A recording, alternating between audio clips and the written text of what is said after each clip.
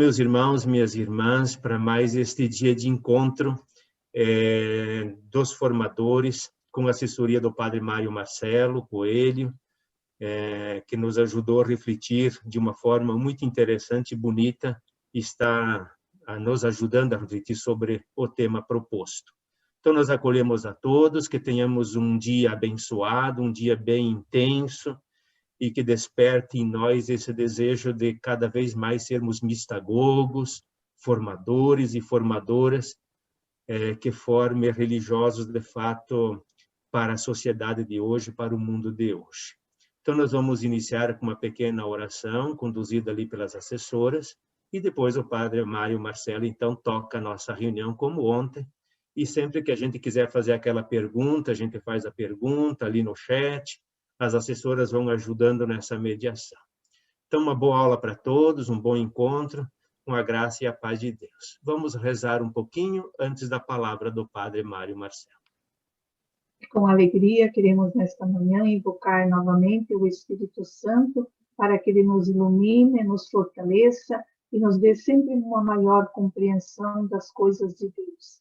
Em nome do Pai, do Filho, do Espírito Santo. Amém. Ó Espírito Santo, dai-me um coração grande, aberto à vossa silenciosa e forte palavra inspiradora, fechado a todas as ambições mesquinhas, alheio a rivalidades e à competição humana, compenetrado do sentido de ser igreja, um coração grande, desejoso de tornar-se semelhante ao coração de nosso Senhor Jesus Cristo, capaz de amar as pessoas para servi-las em suas necessidades, um coração grande e forte para superar todas as dificuldades, o cansaço, a desilusão, a ofensa, um coração firme e constante até no sacrifício, se for necessário, um coração cuja felicidade é bater junto com o coração de Cristo e cumprir humildemente a vontade do Pai. Amém. Glória ao Pai, ao Filho e ao Espírito Santo, como era no princípio, agora e sempre. Amém. E queremos continuar permanecendo em nome do Pai, do Filho e do Espírito Santo. Amém. Teve até uma música final, irmã. Teve efeitos especiais aí no final. Mas tá bom. Oficialmente, agora, bom dia a todos. Bom dia. Espero que, tendo falado tanta fragilidade ontem, né, não tenha tirado o sono de ninguém, nem causado pesar de ninguém, muito pelo contrário, fiquei feliz. Padre Ildefonso, né, falou e o Defonso, né, falou que até suscitou nele o desejo de voltar a ser formador, né? Isso é bom, porque ouvir isso é uma coisa boa, né? Estamos aí tão carentes de formadores e formadoras, né, na nossa realidade. Bom, que bom que estamos aqui de volta. Espero que o nosso dia seja proveitoso, né?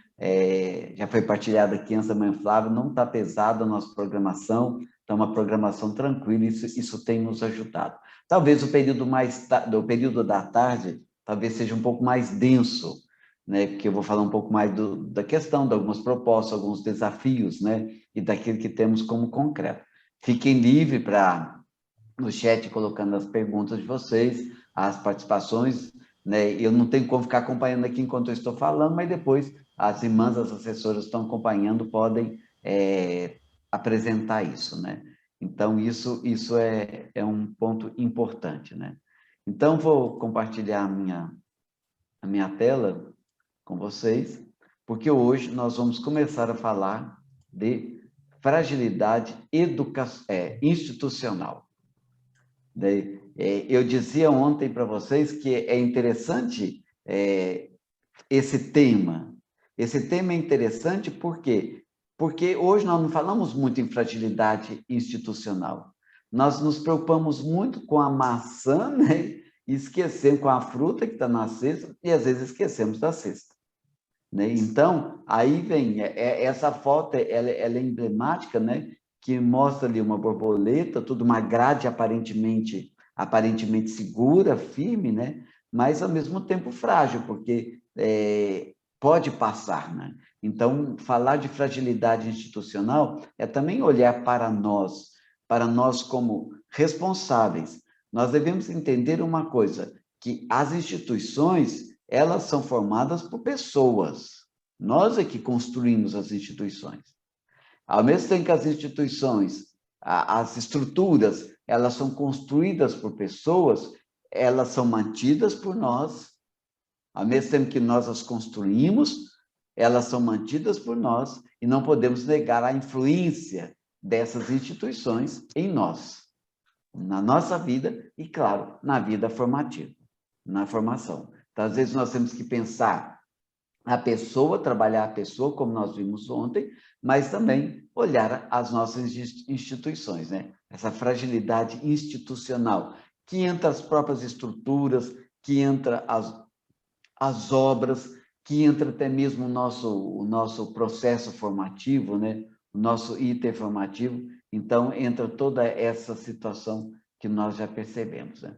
E vem também aí para nós olharmos, né? O que nós podemos olhar? Algumas questões que estão percebendo, que alguns que se dedicam mais a essas pesquisas, né, nos têm mostrado, né, uma grande migração de religiosos para dioceses. O que há de encantador na vida diocesana que não foi experimentado ou descoberto na vida consagrada? Mas também percebemos um grande abandono de ministros ordenados. E um grande abandono também de religiosos e religiosas perpétuas. Né? Algo não vai bem. Nós não podemos ignorar essa realidade. É uma realidade que está aí. Né? Eu não estou falando como pejorativo um religioso ir para a diocese, mas o que não me encantou na vida religiosa e que me encanta na vida diocesana? Por que muitos abandonos de ministros ordenados? Por que o grande abandono de religiosas perpétuos? Algo não vai bem, nós não podemos ignorar essa realidade. Né? É uma realidade que está muito presente aí em nossas comunidades, em nossas casas, em nossas congregações, né? na província. Né? Aí a pergunta é, por que perder o encanto inicial? Eu estou falando isso porque há uma mudança de estrutura da instituição. A partir do momento que alguém sai da vida religiosa e vai para a vida diocesana, ela é uma mudança, é uma questão institucional. E quando abandonamos uma província, uma congregação ou uma diocese, também é um abandono institucional. Até que ponto as instituições também são responsáveis?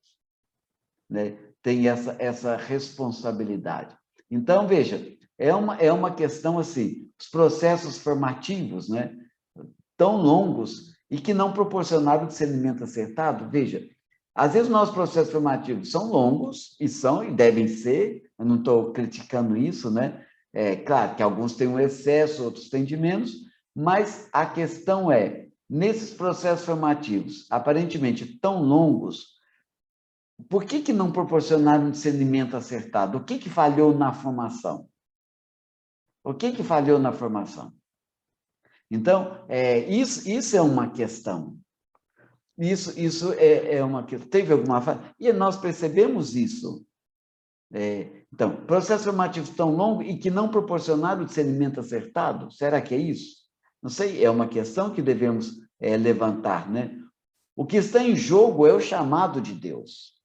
Veja, quando nós falamos tanto da questão vocacional individual, quanto falarmos da questão mesmo institucional, o que está em jogo é o chamado de Deus.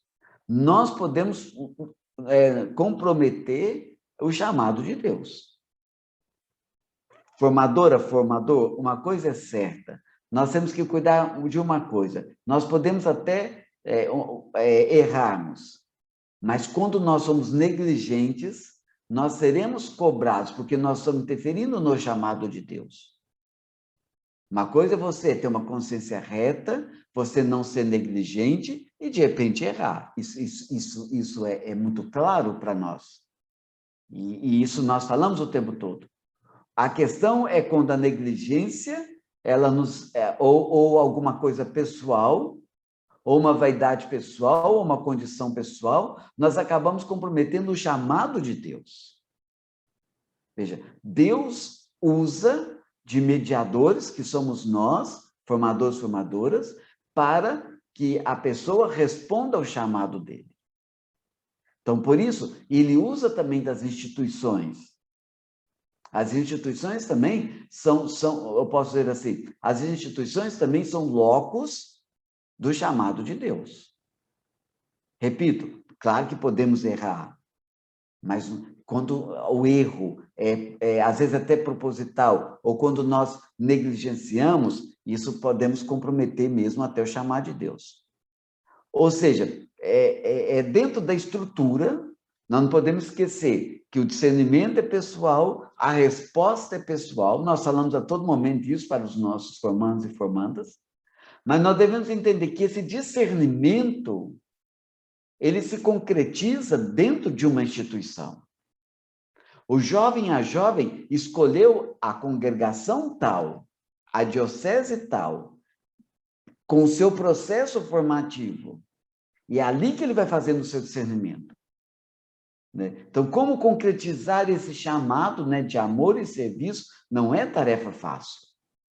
Isso é uma questão muito certa. Discernir a forma de concretizar esse chamado de amor e serviço não é tarefa fácil. Então, o que está em jogo é o chamado de Deus. Mas discernir e concretizar esse chamado de amor e serviço não é tarefa fácil. Exige de nós preparação intelectual. Eu acho que negligencia muito formadora que não se prepara intelectualmente, não lê, não estuda, não se forma, negligencia uma instituição com toda a sua estrutura que não proporciona que seus formadores, suas formadoras se preparem para isso,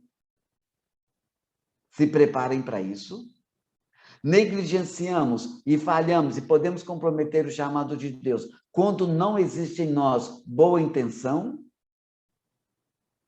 Negligenciamos e falhamos quando a nossa vaidade pessoal acaba interferindo na vida, no processo de discernimento vocacional dos nossos jovens. Às vezes a nossa vaidade pessoal atrapalha muita gente. É muito interessante, e aí eu retomo com vocês, Pedro. A uma certa altura, Jesus pergunta para os discípulos, quem diz os homens que é o Filho do Homem? Aí cada um responde, todo mundo já conhecendo a história, até uma certa altura que ele, e para vós, quem sou eu? Aí Pedro toma a palavra. Tu és o Cristo, o Filho de Deus vivo. Aí Jesus traça um elogio magnífico a Pedro e fala para Pedro, olha Pedro, não foi a carne que te disse isso, foi o Espírito que te disse. Bom, se vocês continuarem lendo o texto, acho que Pedro se entusiasmou muito, se sentiu o máximo naquela situação, veio uma vaidade, um elogio, ele conseguiu responder, e Jesus elogiou, e ele sentiu o máximo. E aí, Jesus começa a prepará-los e faz um discurso sobre a morte dele, como ele iria morrer. Aí Pedro, na sua coisa, não, Senhor, isso não vai acontecer com você. Aí o que Jesus fala para ele? Pedro, afasta-se de mim, porque você não está tendo o pensamento de Deus, você está tendo o pensamento dos homens. E por isso, você agora, quando ele tinha o pensamento de Deus, ele foi pedra de construção. Mas quando ele teve o pensamento dos homens, ele foi pedra de tropeço. E Jesus fala para ele, Satanás, afasta-se de mim, Satanás. Vocês sabem que a palavra Satanás significa adversário. A palavra Satanás significa adversário. Então, Satanás é tudo aqui que se coloca numa situação de adversário de Cristo. Mas a tradução, quando fala assim, afasta-se de mim, Satanás, a tradução não é muito correta. Se olharmos o original, Jesus vai dizer, vai para trás de mim, Pedro. Vai para trás de mim. O que significa ir para trás de mim? não é simplesmente afastar. Não é você que vai dizer o que eu tenho que fazer. Você tem que me seguir. Então, é o sequela Christi, segmento de Cristo. Olha, o seu lugar é atrás. Então, nós formadores e formadoras, a instituição, é justamente isso. Quando nós procuramos trazer o pensamento de Deus, nós vamos ser pedra de construção na formação. Mas quando nós temos o pensamento dos homens, o que são os pensamentos dos homens? Quando nós deixamos a nossa vaidade pessoal falar, quando nós deixamos o nosso interesse de poder falar, então tudo isso, os nossos afetos desequilibrados falarem, nós vamos tornar pedra de tropeço na vida desses jovens, dessas jovens. Então, e aí que está a fragilidade da própria instituição, né? A fragilidade da própria instituição. Eu já atendi seminaristas que mantinham relação sexual com o formador. Eu perguntei assim, mas você aceita? Você, olha, padre, no início era uma questão de relação de poder, agora eu já estou gostando. Veja, como que nós vamos ser na vida dessas pessoas? Então, mas não é só isso, é claro que eu citei aqui a questão da sexualidade, mas às vezes a nossa vaidade, as nossas carências. Meu Deus, tem formadores que selecionam um grupo de formandos e ali é intocável. Você pode ter amigos. Tem algumas pessoas na formação que não são mais agradáveis, que a gente tem uma afinidade maior, a gente conversa maior. A questão não é você ter amigos ou amigos. A questão é quando você se torna aquilo como posse, como você é possessivo, e também o que você deixa de fazer. Isso atrapalha muito. Então, tudo isso é institucional, que envolve. Por isso, nós temos que nos preparar. Então, eu posso dizer o seguinte, que as pessoas podem errar apesar da retidão de consciência. Eu não estou dizendo, eu errei muito na formação. Hoje, eu vejo assim, tem algumas pessoas que eu aprovei, que eu falo assim, meu Deus, que hoje ele dava sinais muito claros. Mas eu errei, ponto. Mas tentamos acertar. A questão, às vezes nós aprovamos algum por questão afetos e reprovamos alguns ou outras por questões afetos, isso é negligenciar. Outra questão, então, apesar da nossa... Nós podemos errar, as pessoas podem errar apesar da retidão de consciência. O que é o mais importante em tudo isso? A retidão de consciência. O que é retidão de consciência? Ter o desejo de fazer algo certo, de acertar. Então, as decisões são resultados de acompanhamento e discernimento vocacional ou de frustração e decepção? Uma vez eu acompanhando um formando, ele me chamou para conversar, falei assim, e aí, como que você está? Ele falou assim, padre, eu estou tão bem que eu vou sair. Ponto. Ótimo. A decisão dele de sair foi resultado de um discernimento vocacional. Agora, a grande questão é quando a decisão da pessoa de desistir é resultado de uma frustração por causa da instituição. Quando eu falo instituição, gente, nós somos a instituição. Nós somos a instituição. Ou foi por causa de uma decepção, ou foi por causa de uma frustração, não sei. Então, isso é uma realidade. Então, nós vamos vendo que isso vai mostrando. Então, as decisões são resultados de acompanhamento e discernimento vocacional ou de frustração e decepção? Às vezes eu vejo, se é um formando, uma formanda que me agrada, que eu tenho um afeto, que decide sair, eu tento segurar de todo jeito, até forço a situação. Eu sei disso. Agora, se não é muito ligado aos meus afetos, que vai embora. Isso não pode ser critério. Então, vem, as nossas obras, as nossas estruturas. Quando eu falo nossas obras e estruturas, eu não estou falando só do seminário ou do convento, ou da casa de formação. Porque toda a congregação, toda a província, ela é formativa. Então, quando o jovem está na formação e olha para as obras, para as estruturas, elas preservam ou resplandecem o encanto? Elas sempre preservam ou resplandecem o encanto da vocação, será? Será que as nossas obras preservam o encanto da vocação? Isso é uma questão. Hoje nem tanto, mas eu vejo assim, uma questão que nós vivenciamos na nossa congregação. Muitas pessoas entraram na congregação, nós para ser cantor, porque tinha o Padre Zezinho, tinha vários cantores. Tinha o Zezinho, tinha o Fábio, tinha tantas pessoas, e quantos se frustraram no caminho?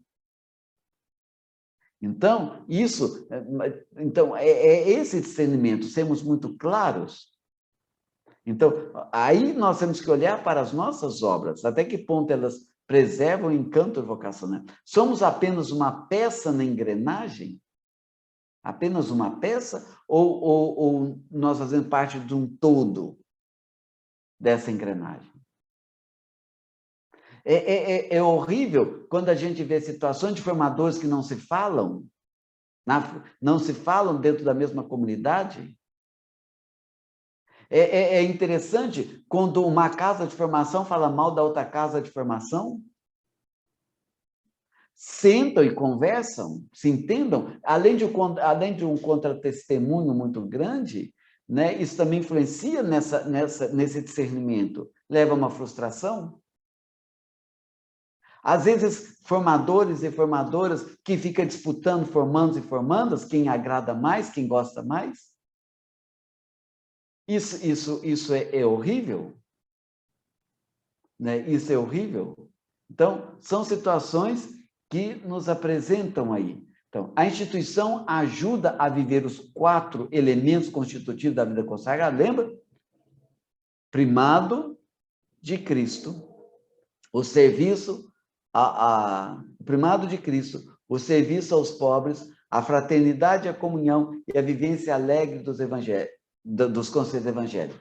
Será que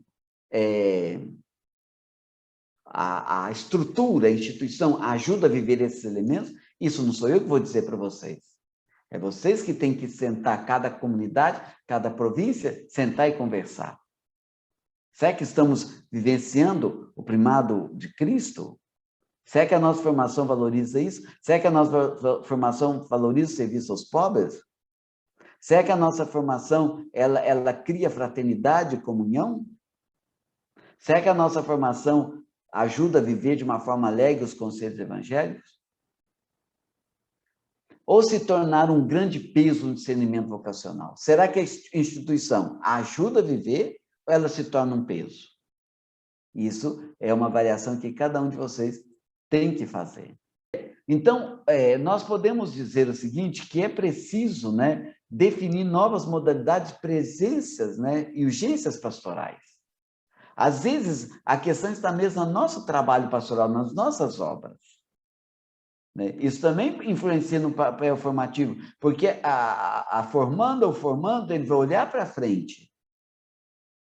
Ele vai olhar para frente e vai ver quais são, onde estão as obras.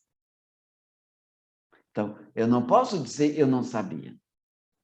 Então, a formação tem que ajudar a preparar para isso, para depois que ordenar ou fazer a profissão perpétua e for designado para uma missão.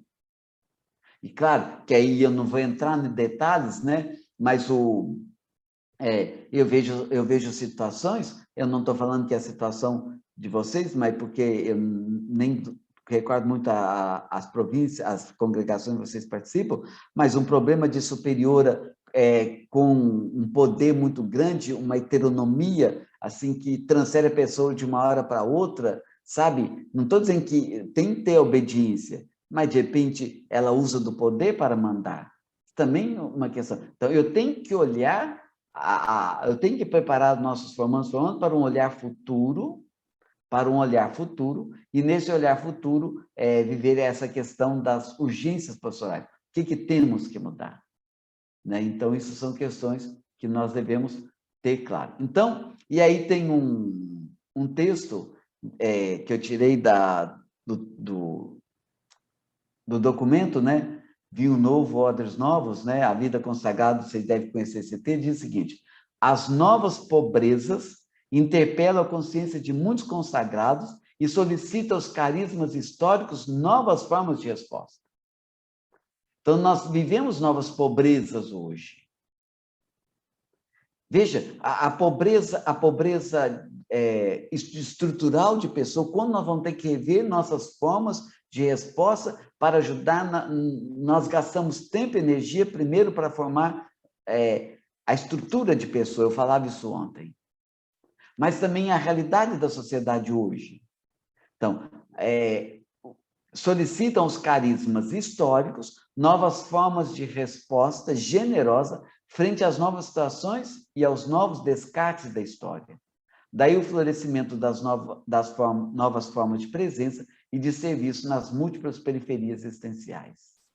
Então, rever as nossas obras, rever o nosso trabalho pastoral, é olhar para essas novas situações.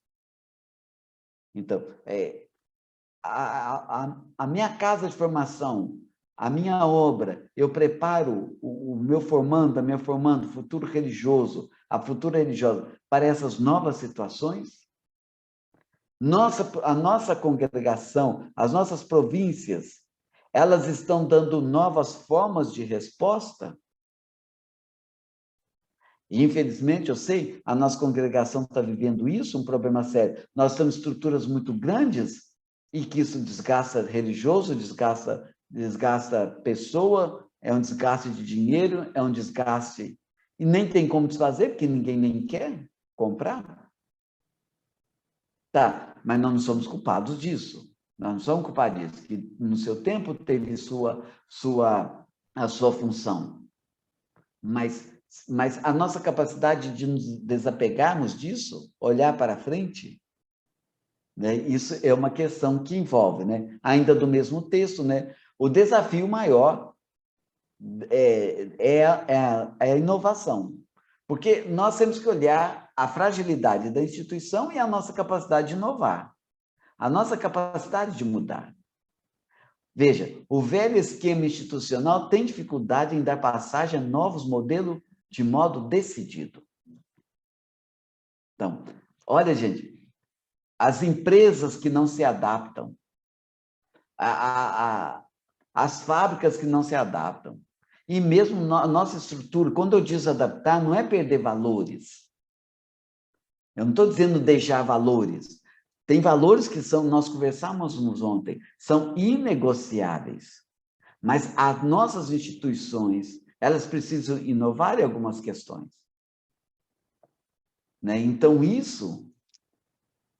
Veja, hoje, a internet nas nossas casas, o quanto que isso criou problema na vida comunitária, favoreceu muito, mas também criou muito problema na vida comunitária. Então, proibir, não estou dizendo proibir, mas são algo que nós devemos conversar. São algo que nós devemos conversar. Meu Deus, eu vejo religiosa. Eu tenho 1.000 amigos, 5.000 amigos no Facebook, eu não tenho sei quantos amigos no Instagram e não sei aonde, mas chega dentro de casa, não convive com 5 pessoas, alguma coisa de errado tem? Às vezes até nós mesmos formadores. Se os pais... esses dias eu presenciei um casal, a mãe chamou a atenção do filho, que queria ficar só no joguinho. Eu falei assim, mãe, mas a senhora só fica na internet, no celular? É uma realidade. Então, a nossa capacidade de inovar. Então, o que eu estou dizendo? Como nós temos que negociar isso no sentido de conversar, de dialogar essas dificuldades, né? Nós não podemos mais protelar o dever de entendermos junto onde se encontra o nó a desatar. Não sou eu que vou dizer na sua província, na sua congregação, onde está o nó. Isso é um trabalho de cada província, de cada congregação, de cada casa. Então, para sairmos da paralisia e superarmos o medo frente ao futuro.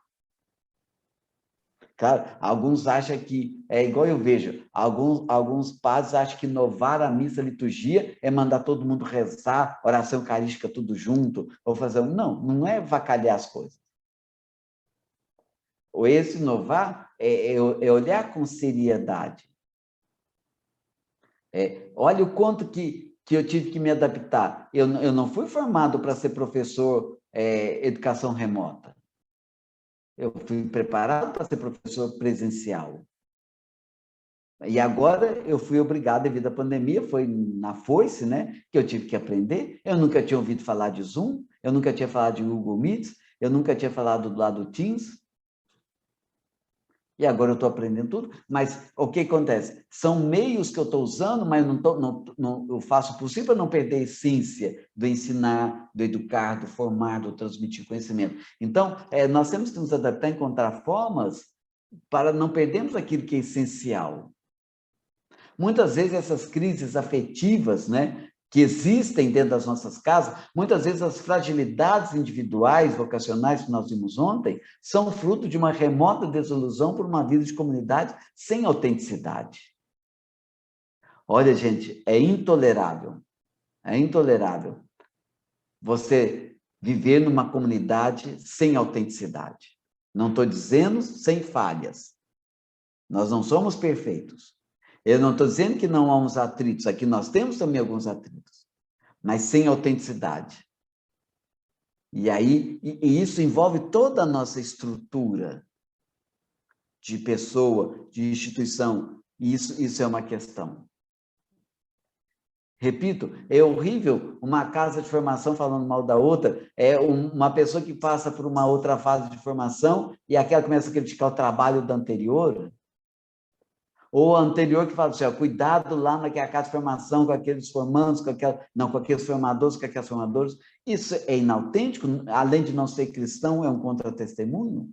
Ah, padre, o que fazer? Senta e conversa? Né? Então, isso são questões que envolvem essa realidade. Né? Aqui mostra, né, isso aqui foi o 20º, o número 24, né, do vinhos novos, vinho novo, odres novos, né? É contundente ao dizer, dentre os motivos principais, isso não sou eu que estou dizendo, é o documento, dos abandonos destacam-se o debilamento da visão de fé, os conflitos na vida fraterna, e a vida fraterna débil em termos de humanidade. O debilitamento da visão de fé. Lembra que nós falamos ontem, eu falei dessa experiência, sentir-se amado ou amada por Deus. Responder ao chamado de Deus. Então, são questões que vêm isso. Então, veja, os abandonos, hoje, aqueles que falam dos abandonos da vida religiosa, da vida sacerdotal, está ligado ao debilitamento da fé, visão de fé, a experiência de Deus. Às vezes as nossas obras não proporcionam isso. Gente, eu vejo aqui na nossa casa, tem nas nossas faculdades, tem pessoas de várias congregações, nos cursos que eu dou por aí, e eu vejo e comento, os formandos e formandas sentem. Os conflitos na vida fraterna, né? Isso causa muito abandono. Nós tínhamos um padre, moravam 2 padres numa comunidade paroquial. Eu estou contando todos os nossos defeitos, né? Ele tinha 2 padres, tinha um que não conversava com o outro. Então, quando queria dar recado, sabe o que ele fazia? Tinha um gato. E ele põe o gato no colo e começava a conversar com o gato, mas dando recado para o outro. Gente, isso além de ser desvio de personalidade, para mim, além de ser desvio de personalidade, isso é um contra-testemunho. Então, veja, a vida fraterna deve em termos de humanidade. Gente, como acolhemos os outros? Como acolhemos o doente que está na nossa casa? Uma vez um psicólogo estudando a vida religiosa, ele dizia o seguinte, que às vezes quando nós não compreendemos o celibato, quando nós não compreendemos a castidade, nos torna tão duros de coração que nos torna insensíveis aos doentes da nossa comunidade, aos idosos da nossa comunidade. E eu vejo, a maioria de nós temos hoje, a nossa congregação agora está sentindo essa necessidade, né? Nós até estamos construindo aqui na nossa casa uma ala para colocar os idosos. E muitos de vocês já têm essa ala para colocar os idosos e as pessoas enfermas, né? E às vezes nós passamos meses e até anos morando ao lado e não vamos visitar. A nossa humanidade, onde está a nossa humanidade? Né? Então, isso envolve o debilamento, a fragilidade das nossas instituições, né?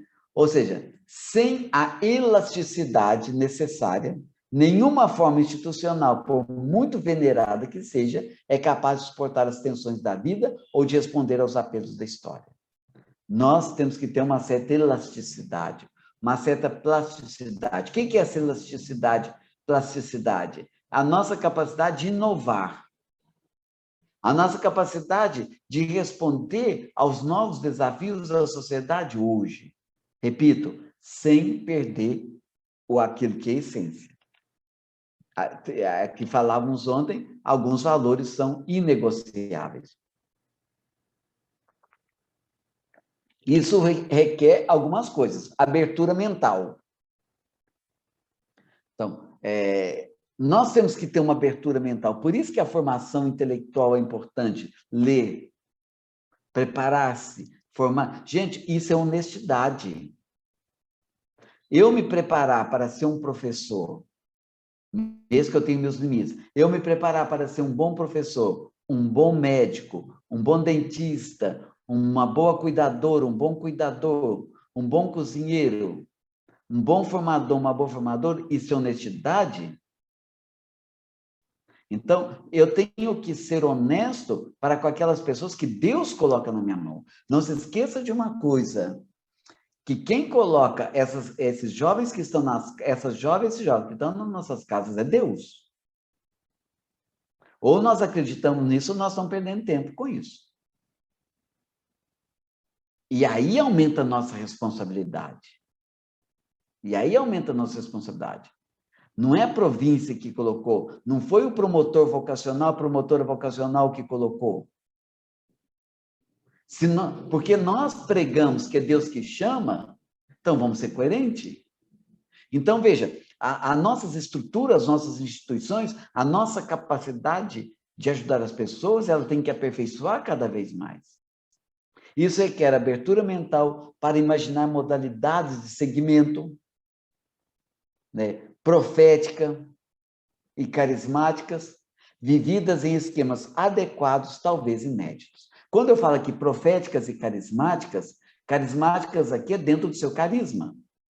Nós vamos viver o segmento, a profecia, dentro do carisma de cada congregação, de cada ordem religiosa, e mesmo dentro do carisma de uma vida diocesana, vividas em esquemas adequados, talvez inéditos. Dentro disto, a estrutura ela tem que nos ajudar, e temos que ser uma luz para o mundo. Uma coisa assim, horrível, que eu ouvi de um bispo uma vez. Ele disse o seguinte: se a vida religiosa acabar, não vai mudar nada na igreja. Quer dizer, de um lado, não entende nada de igreja, de eclesialidade. De outro lado, nós devemos pensar, será que estamos tão inúteis assim? Eu não estou tendo uma visão pragmática, porque nós temos a contemplação, o ser e tudo isso, nós vamos conversar aqui. Mas qual que é a nossa proposta profética no mundo hoje? Qual que é a nossa proposta profética? Então, isso é uma realidade que nós vamos vivenciar. É igual uma história. Eu acho muito interessante assim, nós estamos falando assim, um mundo tão secularizado, estão tirando Deus do mundo, as instituições estão tirando até o crucifixo, o mundo está ficando pagão. A gente sabe quem está tirando mais Deus do mundo? Somos nós. Quando nós não temos uma presença viva, transformadora, profética, testemunhal no mundo hoje. No mundo social, no meio dos pobres, no mundo da política. O Papa Pio XI tem uma frase que depois o o Papa, se não me engano, Paulo VI, João Paulo II, tornou mais popular e que hoje o Papa Francisco também tem retomado, mas não é uma frase, acho que do Papa Pio XI, fala que a política é a forma por excelência de viver a caridade. Não a política partidária suja como nós estamos vendo aí hoje, mas a política, porque ela ajuda muito mais pessoas. Então, onde nós estamos presentes nessa transformação do mundo? E isso mostra a força da nossa estrutura. Se estamos frágeis como instituição, como vamos ajudar os religiosos, as religiosas, não só os formandos e as formandas, mas nos ajudar? Como que a estrutura me ajuda, Mário Marcelo, religioso delmiano, a ser forte e testemunhar? Como que a estrutura ajuda você a ser forte e testemunhar? Então, por vezes parece que a vida consagrada está quase completamente debruçada sobre a gestão do dia a dia. Às vezes nós estamos, infelizmente, é o que está acontecendo hoje na pastoral da nossa igreja. Hoje, a nossa igreja, ela está numa pastoral da manutenção. Nós temos medo do novo. Debruçada sobre a gestão do dia a dia, né, ou sobre o exercício de simples sobrevivência. Vamos tentar sobreviver. Né? A vida religiosa e muitas congregações, infelizmente, está igualzinho nós hoje na pandemia. Olha, se a gente sobreviver no final dessa pandemia, já está bom. Se a gente chegar vivo, já está bom. Então, e às vezes muitas pessoas estão vivenciando dessa forma, né? Vamos tentar sobreviver. Um modo semelhante de enfrentar a realidade vai contra uma vida cheia de sentido e capaz de dar um testemunho profético. E aí, claro, vem a fragilidade institucional e vem a fragilidade das pessoas, dos religiosos, das religiosas, dos padres. Quando nós caímos nos debruçamos nessa gestão do dia a dia, né? Então, mas nós somos poucas e uma questão. Vamos rever nossas estruturas? Vamos oferecer da nossa pobreza? Né? Vamos oferecer da nossa pobreza, mesmo da nossa pobreza de pessoa? Então, isso tudo que vem mostrando dentro dessa nossa própria realidade, né? Será que realmente acreditamos? Aí vem uma pergunta. Quando nós nos acomodamos e vivemos assim, vamos sobreviver, né? Nas nossas congregações, nas nossas províncias, o último que ficar apaga a luz. É porque não acreditamos no Espírito Santo. Bom, então o que vai ser? Será que realmente acreditamos o suficiente que o Espírito Santo age em nós e por meio de nós? Será que nós acreditamos realmente que o Espírito Santo age nas nossas instituições, nas nossas estruturas e por meio delas? Então, é essa a questão. Veja, quando foi o Vaticano II, né, quando foi convocado o Vaticano II, todo mundo achava isso uma coisa impossível. Olha as luzes que trouxe para o mundo. Então, veja, será que nós realmente acreditamos o suficiente que o Espírito Santo age em nós e por meio de nós? Vale também para as estruturas e instituições. Né? Qual o significado profético da missão? Qual o significado profético da missão? E aí vem, não sou eu que vivo, é Cristo que vive em mim. Será que nós acreditamos nisso? Será que eu acredito que Cristo é que vive em mim? Será que eu acredito que é Cristo que vive na minha estrutura?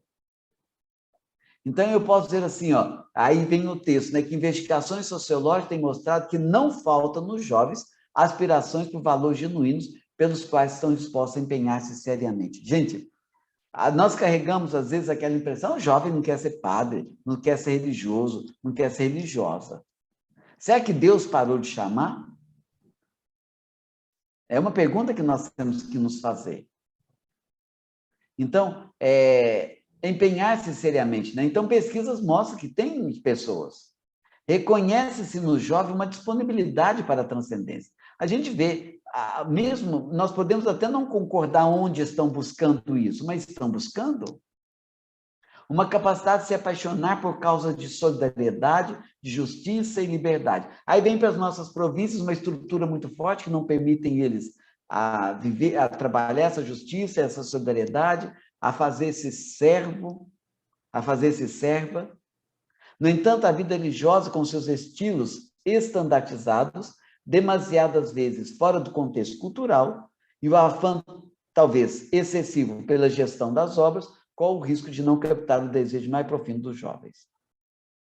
Então, quando eles vêm, eles não... Claro, nós temos as obras para manter, mas às vezes elas se tornam tão pesadas que elas acabam impedindo os jovens de viver esse sentimento profundo deles, esse desejo profundo deles. Claro, que aí acaba perdendo o encanto, né? E aí vem o desânimo, né, que às vezes percebemos, às vezes esse resultado vem essa pergunta: acreditamos que o Senhor está entre nós? Será que nós acreditamos nisso? Que o Senhor está nas nossas obras? Que Ele está entre nós? Às vezes, a nossa incapacidade de inovar, de olhar para frente, é consequência da nossa falta de fé. Talvez seja consequência de não acreditarmos realmente que o Senhor está entre nós e que o Espírito age em nós e por meio de nós. Então, vem aí algumas questões dentro dessa estrutura, né? Por isso, existe uma diferença entre ter vocação e viver vocação. Viver com vocação, a pessoa continuamente sente-se provocada por Deus. Uma coisa é você ter vocação. Outra coisa é você viver com vocação. Por quê? Porque a pessoa continuamente sente-se provocada por Deus. E, às vezes, adaptar as estruturas, às vezes, na nossa vida, nós continuamente temos que nos sentir provocados por Deus. A vocação, gente, não é algo que é dado em um determinado momento e pronto. Aí eu vou dar sim, não. O sim é dado todos os dias. Quando eu me sinto provocado por Deus todos os dias. Quando eu vivo com vocação, e não só tenho a vocação, né? Vive o serviço contemplativo na ação, no trabalho, na vida contemplativa. Minha vida testemunha a minha consagração? Isso é uma pergunta. Minha vida testemunha a minha consagração? As nossas obras testemunham a nossa consagração? Reconheço-me com os mesmos sentimentos de Jesus? Reconheço-me com os mesmos sentimentos de Jesus?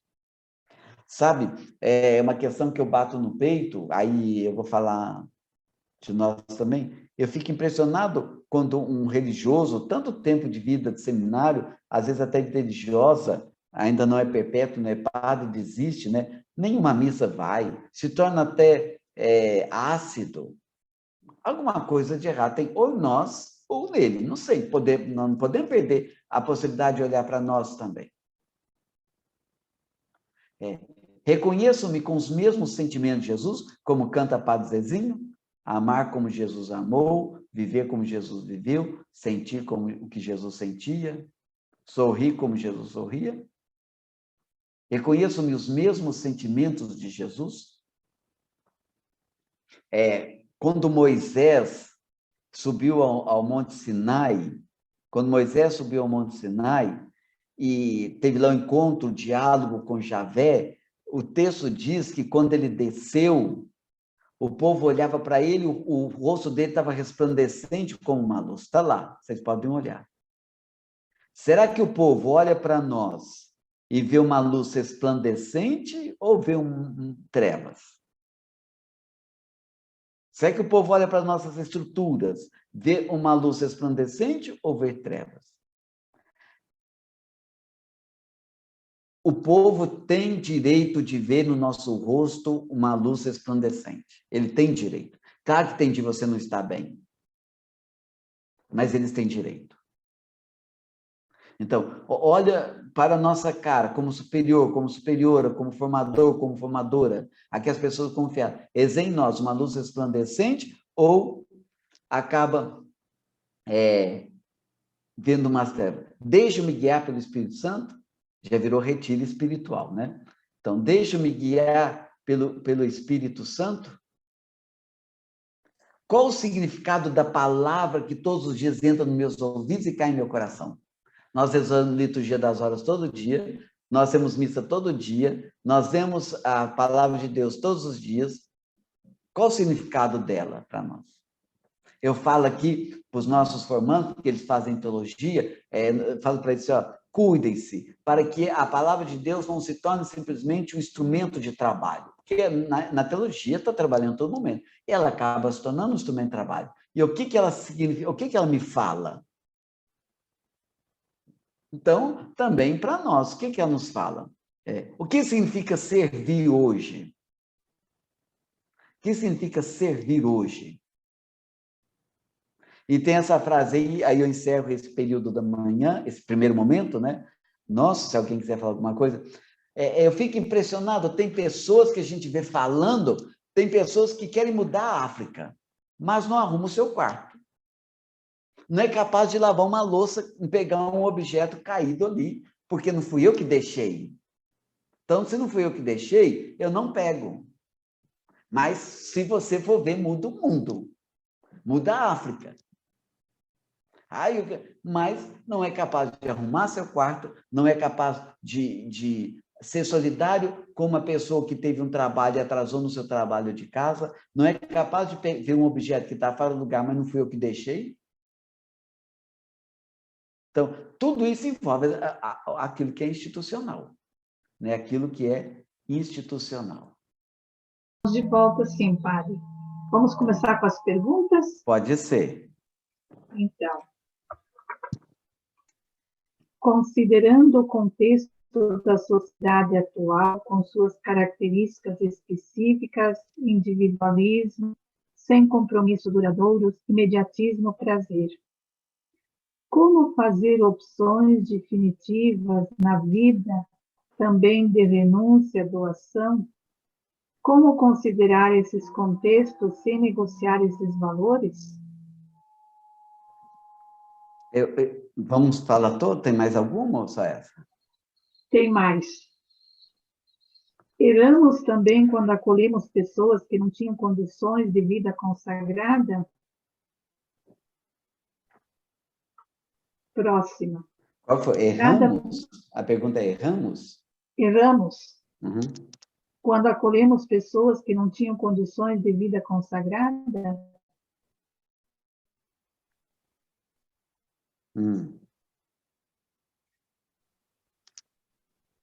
Cada vez mais, os jovens que entram ficam sabendo das fragilidades da instituição.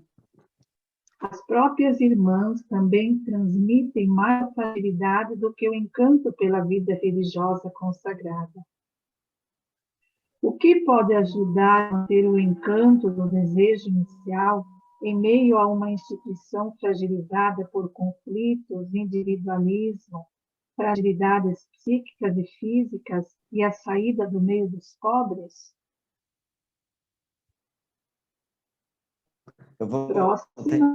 Deixa eu responder essas três. Tudo bem. Que aí, para eu não me perder. Aí tem mais duas. A questão essa, né, numa sociedade marcada pelo individualismo, pelo consumismo, toda essa situação que foi levantada, a questão é a seguinte: nós temos que ter a proposta muito clara. Aí vem o trabalho desde da pastoral vocacional, sabe? O trabalho essa clareza, claro que ali não vai formar ninguém totalmente, mas o trabalho ele começa ali. Então nós temos que deixar bem claro, ó, temos uma proposta e é isso, a sua capacidade de entender e conversar com os jovens. Eu acho que é um diálogo aberto e sincero com os jovens. Porque ao entrar, claro, ninguém já vai entrar pronto para fazer profissão perpétua ou por ordenar padre. Mas ele tem que ter hoje o jovem tem que ter uma certa clareza onde ele está indo e quais são os valores. E a um certo ponto, um questionamento, né, sobre a sua capacidade de renunciar. Então, sobre a capacidade que ele tem de renunciar. Isso tem que é no acompanhamento. Esse acompanhamento ele não pode dar numa conversinha, no encontro geral. Nós temos que ter um acompanhamento sistematizado, um acompanhamento organizado, um encontro, que ali nós já vamos conhecendo. E também mostrando as nossas obras. Mostrando nossas obras, mostrando a nossa proposta, né, e mostrando também que existem renúncias. Nós não podemos negar a renúncias. Aquilo que o Tiantini falou ontem, tem certas coisas que nós vamos renunciar, não é porque são ruins. Por exemplo, eu fiz opção pela vida religiosa, eu renunciei ao matrimônio. Não é porque o matrimônio é ruim, o matrimônio é bom e é de Deus. Mas eu renunciei porque Deus tem um projeto. Então, nós não podemos olhar a renúncia só como algo negado. Você tem que renunciar porque o mundo é mau, porque isso não. Eu tenho que ver aquilo que a minha vida tem renúncia. O casamento também é assim. Quando alguém decide casar com uma mulher, ele renuncia a outras tantas. Quando eu decido casar com um homem, eu renuncio a outras tantas. Então, é essa questão, essa capacidade de uma formação transparente, uma formação sistematizada, um discernimento sistematizado, um discernimento transparente, um discernimento que já começa ali na pastoral vocacional, né? E mostra, olha, são esses os valores, estão aí, está disposto? A um certo momento, você vai ter que fazer uma pergunta, né? Você está disposto? Claro que depois isso continua lá no início do processo formativo, mas essa transparência, ela é importante, né? Ela é importante, o diálogo, a comunicação, não esconder também nossas fragilidades. Erramos quando acolhemos pessoas que não têm vocação. Não, a gente erra. Isso não é um erro. Por isso que eu digo, a questão é por que acolhemos, né? Então, claro, quantas pessoas já desistiram? Quantas pessoas que eu já acompanhei, chega um momento e a gente vê que não tem vocação? Ou elas mesmas decidem ir embora, ou nós mesmos formadores ajudamos ela a ir embora. Então, eu acho que não é um erro. O erro é quando nós negligenciamos no processo. Aí está o erro. Podemos acolher pessoas que não têm vocação. Agora, e aí vem a questão, nós vamos ver daqui um pouco, nós vamos ter uma frase do Papa Francisco, tem que cuidar, porque a carência de vocações está nos levando a fazer vistas grossas para muitas situações, e vamos pagar um preço alto por isso, e podemos pagar um preço alto por isso. Ontem eu até citava o exemplo, né, do autor que eu estava lendo, né? É aquela história, chega um e fala assim, olha, tem uma peça no avião que não está boa, não, mas fica quieto porque para não manchar a imagem nossa da empresa. Ah, mas tem outra peça também, fica quieto, fica quieto. De repente esse avião cai e o prejuízo vai ser enorme. Então, a questão não está em acolher, a questão para mim está na forma com que acolhemos e qual que é a nossa intenção. A última pergunta é muito complexa, né? E ela veja, em primeiro lugar, nós também nunca devemos esconder nossas fragilidades para os formandos e formandas na pastoral vocacional. Nós nunca devemos escolher, olha, tem fragilidades, tem pessoas lá que você vai ver que você vai ter algumas presenças de alguns conflitos, e isso nós temos que, essa transparência, ela é importante e ela é honesta. Agora, se fala que a estrutura toda está fragilizada, no ambiente onde as irmãs estão fragilizadas, então, olha, tem que começar a trabalhar de trás para frente, tem que começar a trabalhar nossas comunidades, né? E aí temos que começar a trabalhar nossas estruturas, resolver isso, que podemos resolver isso. Imagina, se quem já tem uma caminhada na vida religiosa não consegue superar esses conflitos, eu não estou dizendo que não tenha, temos, mas se não consegue superar, alguma coisa de errado tem, aí tem que rever a estrutura como um todo, tem que rever as vocações que estamos acolhendo, e tem que ter, um certo momento, a capacidade de diálogo. A gente está falando tanto em diálogo, né? Papa Francisco, na Fratelli Tutti, está falando tanto em diálogo, mas nós não conversamos entre nós religiosos, dentro da nossa comunidade. Então, é ali que eu acho que tem que começar essa questão. Trabalhar, porque veja uma coisa, gente, repetindo, cuidado com as vocações que Deus coloca nas nossas casas. Nós somos responsáveis. E podemos, às vezes, a nossa negligência pode afetar muitas pessoas a dar uma resposta a Deus. E aí, a responsabilidade também é nossa. Sim, irmã? Tem mais duas perguntas, tá? Tá bom. Foi bem elaborada a questão das estruturas congregacionais, que devem estar a serviço e não como nos tempos atuais. Na sua compreensão, como trabalhar a mentalidade das diversas gerações dentro de nossas congregações? E a última, como ajudar os superiores, conservadores e estruturas a cair desse patamar para abrir esta inovação mental interior das estruturas fechadas que matam a vida consagrada? Eu acho que tanto a uma como a outra, enquanto nós tivermos uma estrutura piramidal, nós não vamos conseguir. Enquanto nós tivermos uma estrutura de poder na vida religiosa piramidal, nós não vamos conseguir. É o superior que está lá em cima que manda, um grupinho que está à sua volta, que às vezes ele escuta ou ela escuta, e o restante cumpre. Não, eu acho que a nossa vivência ela tem que ter, a questão mesmo eclesial, ela tem que ser um poder, um poder de comunhão, e aí nós vamos conseguir. Claro, nós não vamos mudar a mentalidade, nós também temos que respeitar a mentalidade daquelas pessoas que têm uma caminhada, das pessoas que têm uma certa idade. Sempre nossos pais, nossas mães também são assim. Então, o primeiro lugar, é o respeito ao tempo de cada um. Segundo lugar, nós temos que criar um ambiente de comunhão, de diálogo, de respeito e de mostrar proposta. Agora, eu não vou chegar lá querendo mudar a estrutura, né? Ah, vamos vender a nossa casa, mas vender para quê? Não tem quem compra? Ah, vamos vender. Não, as coisas não são assim. Ah, vamos mudar. Ah, vamos começar a mudar hoje. Amanhã a gente já não vai rezar ou vai rezar isso? Não. Eu acho que o Papa Francisco tem trabalhado uma coisa muito importante na igreja e que vale para a vida religiosa, a sinodalidade. Sinodalidade, né? Poderia até fazer a questão da sinodalidade na vida religiosa, porque não é fazer o que quer, um relativismo, mas a nossa capacidade de compreensão, nossa capacidade de diálogo. Infelizmente, quando a gente encontra superiores, eu não estou falando de provinciais, não, estou falando das nossas comunidades religiosas mesmo, que tem um sistema, um poder piramidal, isso pode destruir muitas comunidades. Então, eu acho que tanto para a primeira questão quanto para a segunda questão, essa capacidade de diálogo, um diálogo respeitoso, um diálogo fraterno.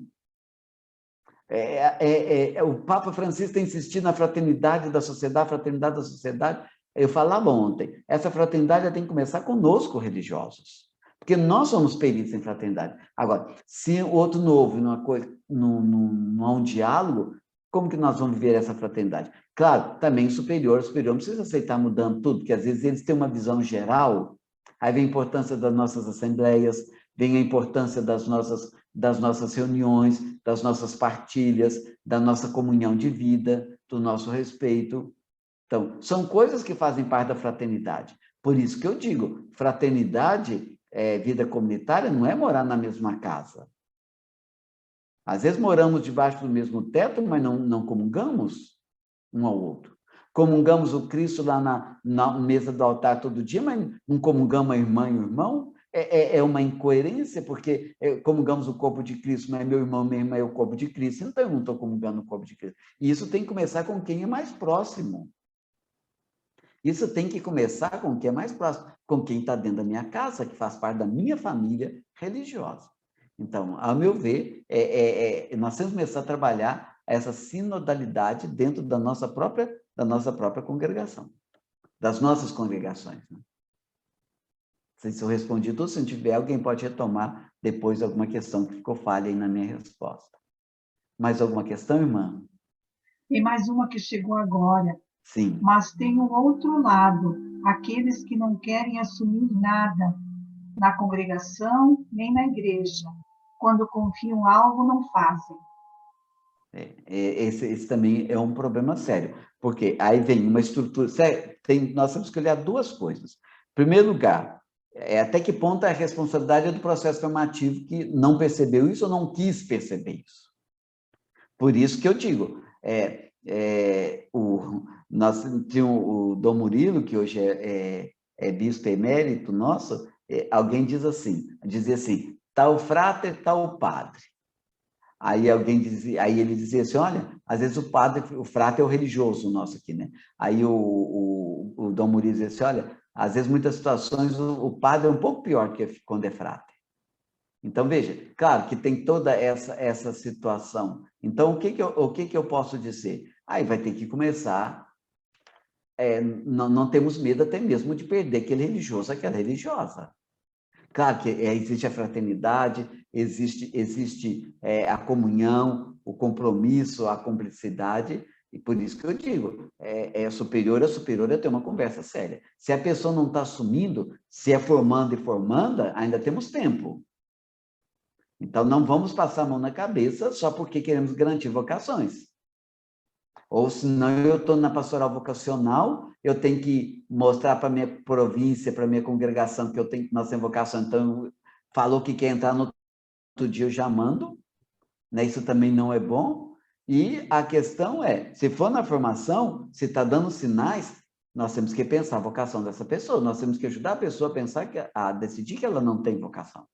Agora, se já é perpétuo, é uma questão, aí vai ter que ter uma conversa séria e falar assim, olha, você toma e ter uma certa exigência, uma exigência fraterna.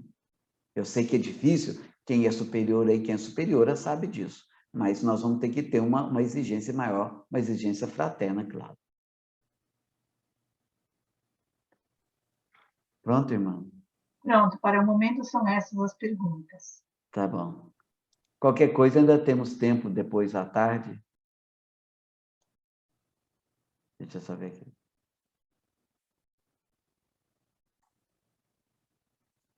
Isso aqui nós já falamos. Deixa eu só mudar aqui. Só um minutinho.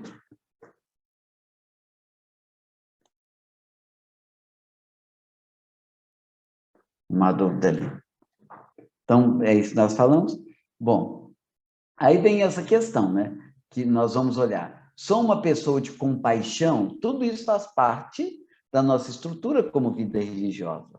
Né? Tudo isso faz parte da nossa estrutura como vida religiosa. Lembra dos 4? Então, nós podemos falar, escuta o clamor dos pobres.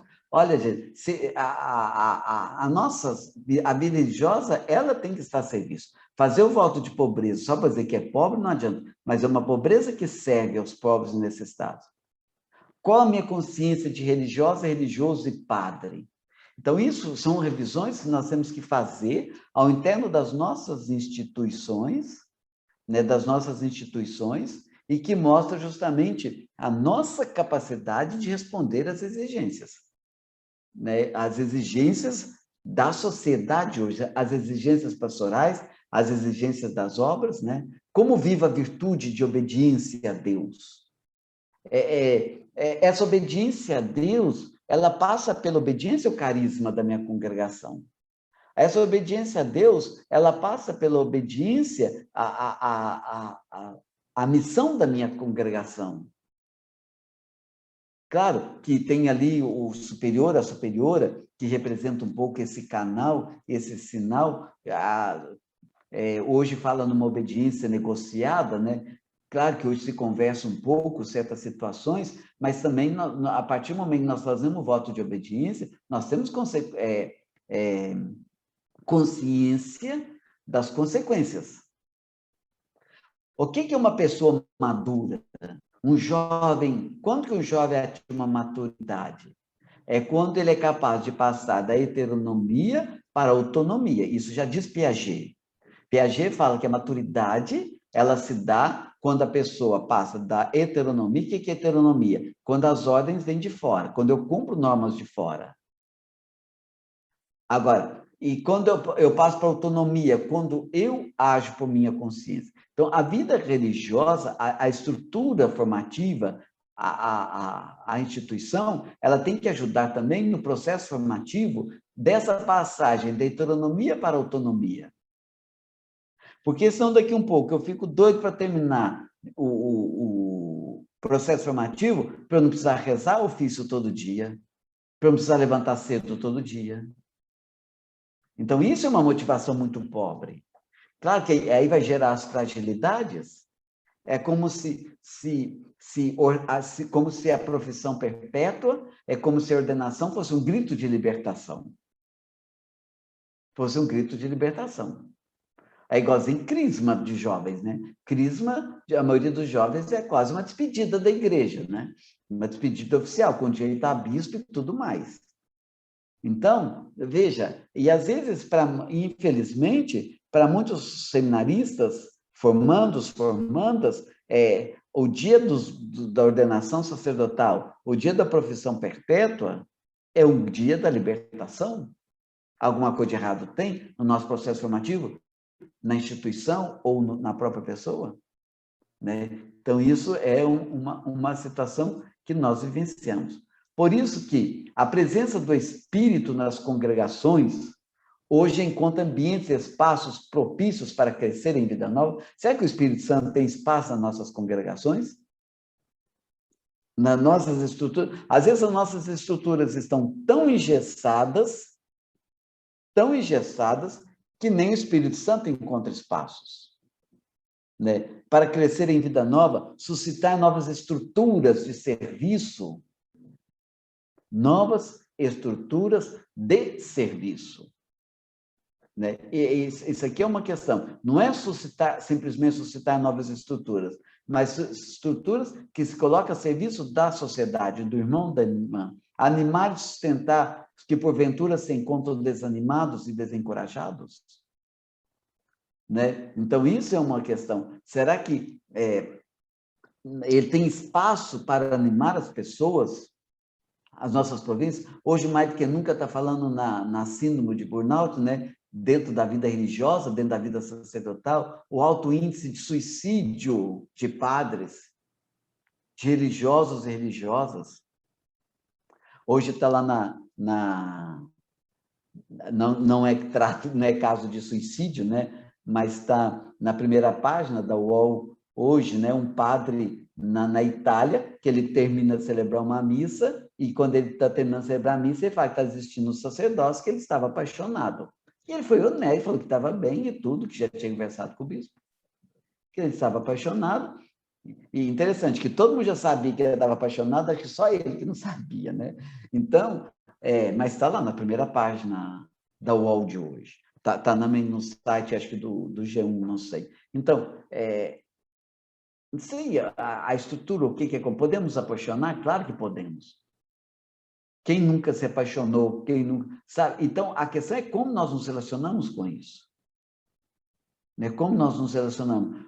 Às vezes, uma primeira paixão, já perdemos todo o encanto pela vida religiosa e vida sacerdotal. É uma vontade fraca ou não havia encantamento? Não havia uma paixão pela vida sacerdotal, pela vida religiosa? Então, esse aí que eu estou lendo para vocês estão vendo aí, eu cito que é do Ronaldo Zacarias, né? Nossos ambientes, espaços, estruturas são verdadeiramente teologais? O que é teologais? Os nossos ambientes são realmente de Deus? Não é que eu digo de Deus que a gente nem ficar rezando o tempo todo. É o espaço, o nosso ambiente, eles são espaços onde vivemos o amor, o respeito, a fraternidade, os valores do reino de Deus? Será que nós começamos a viver isso dentro das nossas estruturas, das nossas instituições? Se não, alguma coisa nós temos que fazer. Então, por isso que ele diz, nossos ambientes, espaços, estruturas são verdadeiramente teologais. O que é teologais? Que vivem os valores de Deus? De acolhida, de oração, de atenção aos sinais dos tempos. O que são sinais dos tempos? Sinais dos tempos aqui não é o fim do mundo, não, né? Sinais do tempo é o que nós estamos vendo hoje. Estamos atentos às necessidades das pessoas com Covid? Claro que ninguém precisa sair, fazer aglomeração e abusar, mas até que ponto nós estamos dando um pouco da nossa pobreza para ajudar tanta gente que está passando fome? Isso é um sinal dos tempos. As estruturas que temos são meios ou fins? Às vezes, hoje, nós ordenamos padre, nós professamos pessoas, irmãs, irmãos, para a vida perpétua, para a vida religiosa perpétua, para servir as estruturas. Simplesmente para servir as estruturas. As estruturas, elas têm que nos ajudar. Como que eu vou saber se a estrutura está atingindo o fim? Nós temos que nos perguntar, elas nos ajudam, as estruturas, as obras, a missão, elas nos ajudam a viver aqueles 4 valores da identidade da vida religiosa? Essa é a pergunta que nós vamos fazer todo mundo. Ali tem que ser o referencial. Né? Então, isso é uma questão. E aí nós vamos olhar se realmente é um espaço teologal. Se é um espaço teologal, quer dizer, é um espaço para Deus. Né? Na Gaudete et Exsultate, né, o Papa vai nos dizer, a semelhança do profeta Jonas, nós podemos empregar isso para a vida religiosa e a vida sacerdotal, para nossas estruturas, né? Sempre permanece latente em nós a tentação de fugir para um lugar seguro, que pode ter muitos nomes. O que aconteceu? Vocês conhecem a história de Jonas? Jonas, ele era um judeu que queria ver os inimigos dele mortos. E, de repente, Deus manda eles lá anunciar a conversão, para não destruir. Ver se Jonas ia anunciar a conversão para eles e eles não serem destruídos. Jonas queria mais que eles fossem destruídos. O que Jonas fez? Fugiu para um lugar aparentemente seguro. Né? E aí, o que aconteceu? O que são os ambientes seguros que nós tentamos hoje? Às vezes, o individualismo, cada irmã, cada irmão faz o seu trabalho e pronto. Um espiritualismo desencarnado, um confinamento, né? Cuidando das nossas obras, ficamos aqui trancados em casa, né? Em mundos pequenos, né? Por exemplo, a dependência, uma dependência muito grande das nossas estruturas, das nossas obras. Nós sabemos que, claro que existe um planejamento, existe um projeto de vida, mas tem gente que tem uma dependência das obras impressionante para tirar, uma luta, é quase um parto. A pessoa adoece. Eu já vi de religioso que adoeceu porque foi transferido.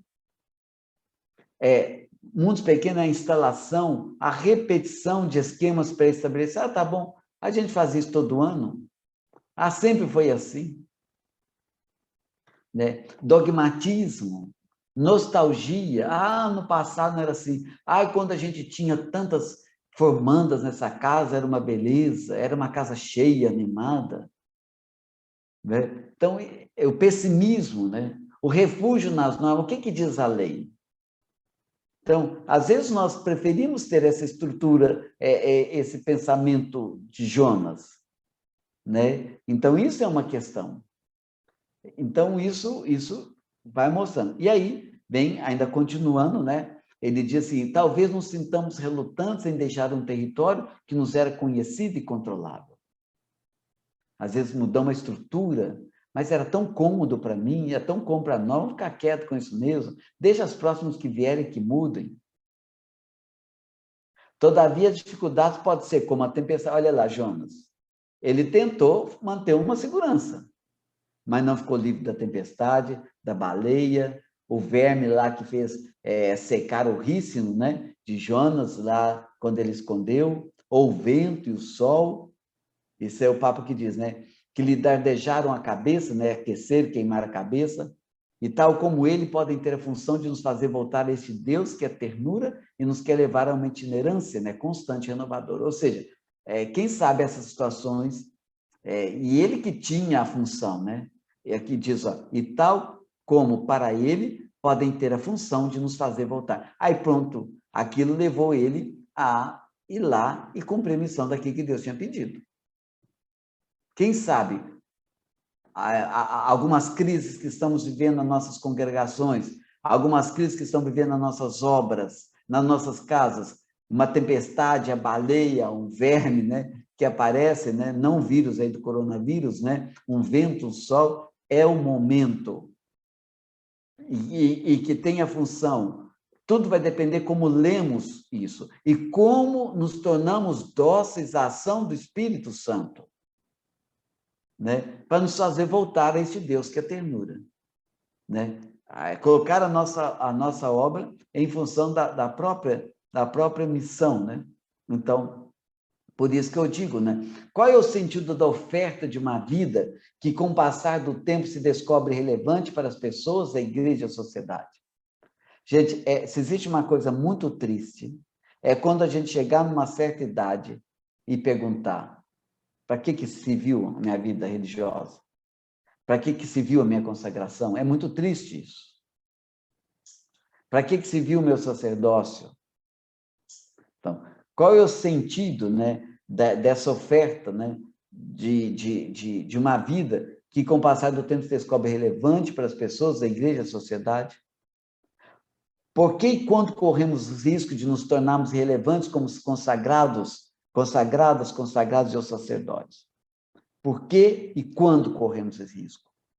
Quando por quê? Porque nós, muitas vezes, nos afastamos daquilo que é a identidade nossa, como religiosa, aqueles 4 pontos. E quando nós nos acostumamos com isso? Quando nós nos acostumamos com essa vida, né? Quando nós nos acostumamos com essa vida, aí só não é relevante. A rotina, gente, ela pode se tornar um grande mal para nós.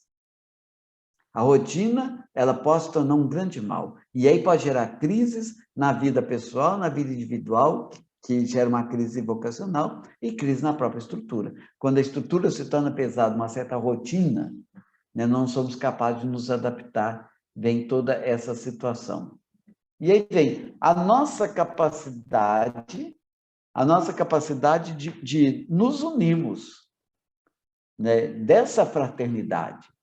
Então, como eu dizia nas respostas anteriores, até que ponto tem essa mão que envolve e sentir que o que nos une é Deus.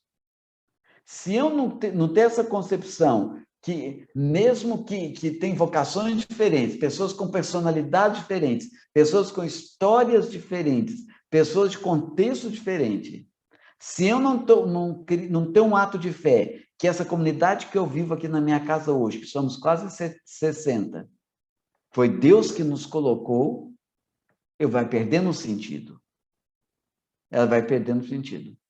Tem uma música que fala, né? Cada um de nós tem uma história e aqui estamos nós. Então, essa figura, ela é emblemática porque mostra justamente como que Deus que faz criar comunhão. Se vocês olharem ali, é quase uma mão invisível. Eles não estão olhando para a mão, mas eles têm certeza que é Deus que está unindo, né? Que é Deus que está unindo. Essa certeza nós devemos trazer em nós, né? E aí vem essa questão. Quando alguém disse, numa das perguntas aqui, né? Quando alguém disse assim, mas padre, quando chega a uma comunidade destruída, muito frágil, não se entendem numa coisa. Olha, profetas do desespero, do medo, nós já temos muito. Pessoas na vida religiosa e sacerdotal que faz crítica já tem demais. Nós, como formandos, nós como formandas, nós como pessoas, como comunidade religiosa, nós temos que ser pessoas profetas da esperança. Tem uma frase que eu sempre digo: o Deus da promessa, ele gera o povo da esperança. Então, eu tenho que confiar nessa promessa. Deus tem uma promessa. Eu tenho que confiar nessa promessa. E ao confiar nessa promessa, gera esperança. Esperança no sentido na palavra, não de esperar, de alguém que fica, não é no sentido de alguém que fica na estação de trem esperando o trem parar, mas de esperançar, né? É um olhar para a frente, é uma esperança dinâmica. A esperança, ela é dinâmica, né? Ela é dinâmica. Então, se ela é dinâmica, ela justamente, ela me coloca caminho, e eu tenho que ser. Então, se eu encontro uma comunidade religiosa muito fragilizada, uma instituição muito fragilizada, como que eu vou incentivar as pessoas? Como que as pessoas vão olhar para nós e vai falar assim, essa vida que eu quero para mim? Repito, não devemos esconder nossas fragilidades, não devemos esconder os nossos erros, mas também tem que haver essa transparência. Mas também, é claro, não podemos nos acomodar nelas. Então, o formador, a formadora, ele tem que ser um incentivador de pessoas. Nós não vamos carregar ninguém nas nossas costas. É horrível quando tem um formador, uma formadora, um promotor, uma promotora vocacional que toma posse do formando, da formanda. Não pode conversar com mais ninguém. Se faz uma direção espiritual com uma outra pessoa e eu me sinto enciumado, mas, ao mesmo tempo, tem pessoas que formam para si, um apego, esse apego pode ser tanto dos formandos, das formandas, quanto do formador, da formadora. A vida tem que correr, a história tem que transcorrer. A formação ela tem que ser dinâmica. E a estrutura, o interformativo, o itinerário formativo, ele tem que ter essa dinamicidade. E nós precisamos, para superar essa fragilidade institucional de pessoas, nós precisamos de comunidades samaritanas. O Papa Francisco tem insistido muito nisso. O que é uma comunidade samaritana? A comunidade samaritana é aquela que não passa do lado e olha somente. Aquela irmã está em crise, aquele irmão está em crise. É um problema. Ele está apaixonado, deve estar com algum problema. Sempre julgamos assim. Claro que temos que respeitar o tempo do outro e a história da outra pessoa, o momento da outra pessoa. Mas nós não podemos ser aqueles que passam à beira, né, à distância. Casos do bom samaritano, vemos que até ele precisou da existência de uma estalagem que lhe permitisse resolver o que não estava em condições de garantir sozinho naquele momento. Veja, isso me chamou muita atenção, gente. Claro que o Papa Francisco está falando aqui da estrutura social, mas vale muito para a formação nossa. O samaritano ajudou, o samaritano acolheu, mas não se esqueça, se não tivesse a estalagem, o que ele ia fazer? Mas chegou o momento, ele acolheu, ele curou a ferida, mas ele entregou-lhe na estalagem para outro cuidar. E o que é estalagem? São as nossas instituições. É a nossa estrutura. São as nossas casas, são as nossas obras, são as pessoas que compõem essas obras, essa estrutura. Então, se ele não tivesse uma estalagem que permitisse resolver o que não estava em condições de garantir sozinho, naquele momento. Então, por isso que nós não podemos nunca entregar a formação na mão de uma pessoa. Por quê? Porque tem certas situações que eu não posso resolver sozinho, sozinha. E essa estalagem é a minha comunidade religiosa, é a minha estrutura, é o meu convento, é a minha casa de formação, é a minha obra. Que foi necessário ter essa estalagem para que continuasse ali o processo, né? E tudo mais. Então, eu posso dizer que a separação entre o que é proposto em nível de valores e aquilo que é vivido concretamente pode conduzir até uma crise de fé. Nós fazemos aquele discurso bonito, a vida religiosa é viver a pobreza, o despojamento, a entrega, o serviço aos necessitados, aqui nós servimos a Deus, os votos evangélicos, é uma castidade livre, é uma pobreza, uma obediência, mas quando vai ver na prática, só vê confusão nisso. Isso pode gerar uma crise de fé. Quando vê as estruturas não ajudam, pode levar a uma crise de fé, que vai levar a uma crise existencial, uma crise vocacional. E isso a própria estrutura tem que ajudar, né, a vivenciar isso, né? Então, isso é uma questão também que nós devemos olhar, né? As pessoas podem comprometer a missão de uma instituição. As pessoas podem comprometer a missão de uma instituição. Nós estamos vendo aí no Brasil, um escândalo pode comprometer a missão de uma instituição muito grande. Uma pessoa pode comprometer a missão de toda uma instituição. Mas a própria instituição pode comprometer a perseverança das pessoas.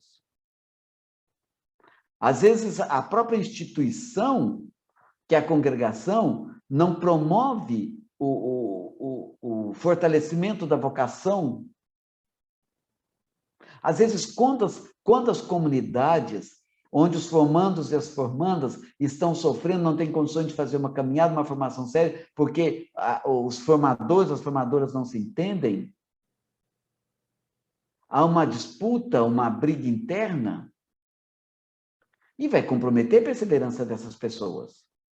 Às vezes as nossas carências, às vezes as nossas fragilidades comprometem a perseverança das pessoas também. Que Deus confiou a cada um de nós. Então, nós temos que cuidar com isso. Então, o que nós podemos transformar também a instituição para também ali transformar a instituição, ela tem que ajudar, ela tem seu ambiente propício para o discernimento vocacional, para a perseverança na vida religiosa, na vida sacerdotal, na vida consagrada. E aí, claro que às vezes as estruturas são tão pesadas que impedem até as pessoas de se encontrarem. Então, e mesmo quando nós nos direcionamos um para cada lado, isso impede de nos encontrarmos. Então, essas estruturas vão pesando, elas vão como que desestruturando, impedindo a nossa capacidade, né, de nos encontrarmos. Isso torna um peso. E aí vai criando ali um individualismo, um vai virando as costas para o outro, uma estrutura que vira as costas para as pessoas, uma estrutura, uma instituição que não permite as religiosas, os religiosos a viverem a fraternidade, o amor, o respeito, a se encontrarem. Isso acaba influenciando, né? E eu posso dizer que existe um questionamento sério, né? E o que é esse questionamento sério? A crise de credibilidade em relação às religiosas, aos religiosos e padres, também gera uma crise da parte dos próprios religiosos, religiosas e padres, né? No dom vocacional e na possibilidade de viver o compromissos definitivos. Será que uma crise nossa gera uma crise também nos padres, nos religiosos, nas religiosas? Então, veja, é um dom vocacional, a nossa crise gera crise em nós. A nossa crise gera crise em quem está ao nosso lado, em quem confia em nós. E não podemos negar, sobretudo, estamos falando aqui de um curso para formadores, a maioria dos formandos e formandas, por mais que a gente fale e deixe claro isso, mas eles têm que ter um porto seguro. E é o formando, desculpa, e é o formador e a formadora. Claro que o problema é quando para ali. Tem muitas formandos e formandas que param no formador e na formadora. Às vezes é culpa do próprio formando e da formanda, às vezes é culpa do próprio formador e formadora que forma para ele ou para ela. Aí vai ter que ter um discernimento. Mas um porto seguro nós temos que ter, né? E isso é uma questão que nós devemos olhar, né? Então, essa é um questionamento que se deve fazer nas nossas reflexões, nos nossos debates, nas nossas assembleias, né? Nos nossos cursos, na nossa formação, na nossa vida de oração pessoal.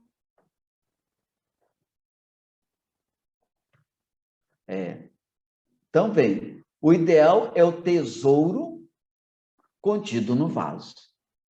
O ideal é o tesouro. O que é o tesouro aqui? Os valores, a virtude, a graça, a própria vocação. E ele está contido no vaso. Então, o ideal é o tesouro contido no vaso. Então, o que é o ideal? O ideal ali não é tanto o vaso, o ideal é o tesouro. O vaso somos nós. E preservar esse tesouro, cultivar esse tesouro, vai depender muito do vaso. O vaso aí pode ser você, cada um na sua individualidade, o vaso pode ser a própria instituição. A instituição, ela preserva, ela cultiva, ela faz crescer o ideal, que são os valores, as virtudes, a graça, os dons da vocação. Então, o ideal não é o vaso. Então, isso temos que olhar. Então, o Papa Francisco, no discurso, né, de um encontro ecumênico, ele diz o seguinte, isso é uma frase interessante, né? Aqui está um ótimo segredo para sonhar e tornar nossa vida uma bela aventura. Ninguém pode enfrentar a vida isoladamente. Precisamos de uma comunidade que nos apoie, que nos auxilie e dentro da qual nos ajudemos mutuamente a olhar em frente. Como é importante sonhar juntos. Sozinho, corres o risco de ter miragens, vendo aquilo que não existe. É juntos que se constroem os sonhos. É bonito isso. Quando a província, a congregação, a minha comunidade religiosa, nós temos um diálogo, um respeito, uma fraternidade, capazes de olhar para frente. Com certeza nós vamos enfrentar com maior segurança, com maior cumplicidade, quando nós somos capazes de fazer isso em comunidade. Mas tendo em vista Jesus Cristo. Sempre olhando, veja, essa foto aí, sempre olhando para a pessoa de Jesus Cristo. Né? Então, precisamos de uma comunidade que nos apoie, nos auxilie. Gente, uma pessoa que está numa crise sexual, numa crise afetiva, numa crise vocacional, se ela encontrar um ambiente sadio, vai ser muito melhor para ela discernir tanto continuar quanto sair. Mas se ela não encontra um ambiente sadio, uma estrutura sadia, uma comunidade sadia, vai ser mais difícil para ela. Nós já estamos quase que, deixa eu olhar aqui, 10, 11, 20, daqui a pouco a gente já encerra. Né? Aí tem alguns pontos para a nossa reflexão. Né? Muitos casos dá-se um excessivo peso ao estudo acadêmico, com escassa possibilidade de um trabalho sério sobre si. Ou seja, confia tudo no estudo acadêmico. Vai estudar. Isso dá muito na vida sacerdotal. Vai fazer filosofia, vai fazer teologia, mas não tem nenhuma formação em casa. Então, precisamos repensar isso. Elementos formativos essenciais. O que são elementos formativos essenciais? Aí a gente já começa a dar algumas pistas para introduzirmos o período da tarde, né? A preocupação com as motivações. Quais são as verdadeiras motivações dos nossos formandos, das nossas formandas? As verdadeiras motivações das nossas obras? Emoções. Gente, não podemos desconsiderar as emoções, os afetos, os sentimentos. Às vezes nós passamos a formação inteira sem falar de afeto, sentimento, de emoções, de sexualidade, porque não estamos preparados ou temos medo, ou a nossa própria insegurança com o nosso afeto, com a nossa sexualidade, nos impede também de falarmos sobre isso. O processo de identificação, né, com a vocação da congregação. Você se sente chamado, vocacionado dentro dessa congregação? Então, veja, a preocupação com as motivações, emoções, afetos, sentimentos, o processo de identificação com a vocação da congregação, sabe, estudar o carisma, conversar sobre o carisma, sobre as nossas obras, assumir responsabilidade na própria formação. Eu também tenho que ajudar meus formandos e minhas formandas a assumir uma responsabilidade no processo deles, no processo delas.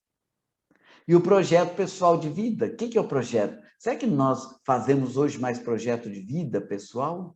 Pessoal de vida?